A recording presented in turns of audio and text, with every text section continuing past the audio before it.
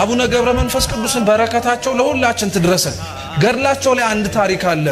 አንድ በጣም ምግባረ ብልሹ የነበረ መነኩሴ ነበር። በጣም ምግባረ ብልሹ ቢሉት ቢሰሩት የማይለወጥ ማለት ነው። እና ከዕለታት አንድ ቀን የአቡነ ገብረ መንፈስ ቅዱስ ተአምር ሲነበብ ሰማና በልቡ ነው፣ በአፉ ራሱ አላወራው፣ በልቡ እንዴት ያሉ ጻድቅ ናቸው እንደው አንድ ቀን ብዘክራቸው ብሎ አሰበ። መንገድ ላይ ሲሄድ ሽፍቶች አገኙትና ቀጥቅጠው ገደሉት እዛው። ነፍሱን መላእክተ ጽልመት ይዘውት ከእግዚአብሔር ፊት ፍርድን እንድትቀበል ሲሄዱ አቡነ ገብረ መንፈስ ቅዱስ መጡና ቆሙ። ምን ፈልገህ ነው ጻድቁ የመጣው ብሎ እግዚአብሔር ጠየቃቸው። እቺ ነፍሴ እኔ ናት አለ። እንዴት ብለህ ስራዋን አይተኸዋል?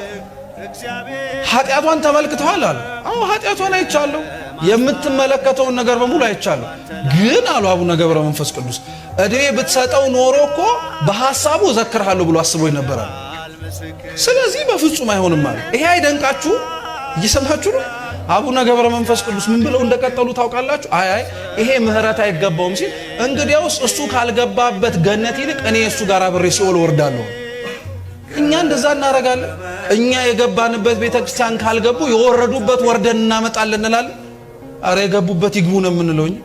እንዲያውም ጦሳችንን ምናምን ብለን የምንናገረው። ይሄንን ሲሰማ እግዚአብሔር በጣም ተደነቀ በጻድቁ።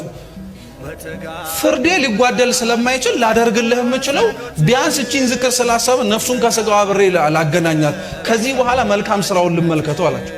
ነፍሱን ከስጋው አገናኝተው በጻድቁ ምልጃ ገነት እንዲገባ አድርገውታል። በረከታቸው ለሁላችን ትድረሰን። ቅዱሳን እርስ በርስ ይተሳሰባሉ።